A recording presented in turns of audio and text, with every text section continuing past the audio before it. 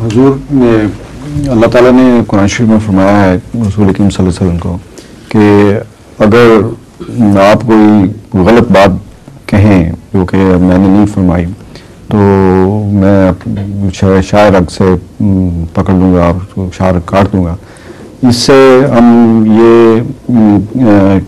کس طرح استدلال لیتے ہیں کہ یہ بات آئندہ ہر جھوٹ بولنے کے لیے صادق آئے گی؟ ہر اس شخص کے لیے ثابت آئے گی جس کا یہ اعلان کہ خدا نے مجھے معمور کیا ہے وہ سنجیدگی سے لیا جائے، اور اس کے نتیجے میں سادہ لو انسان محض اس لیے کہ خدا کی خاطر سر جھکاتے ہیں ایک جھوٹے کی چوکٹ پر سر جھکانے پر مجبور ہو جائیں.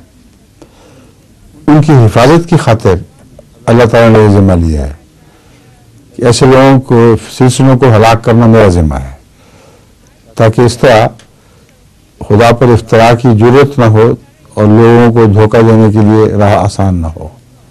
یہ اس کا فلسفہ ہے. اگر یہ فلسفہ درست ہے تو پھر ایک ہی دفعہ کیوں ہوگا؟ پھر جب بھی یہ صورتحال پیدا ہوگی اسی وقت خدا تعالیٰ کو وہی کارروائی کرنی چاہیے. ٹھیک ہے.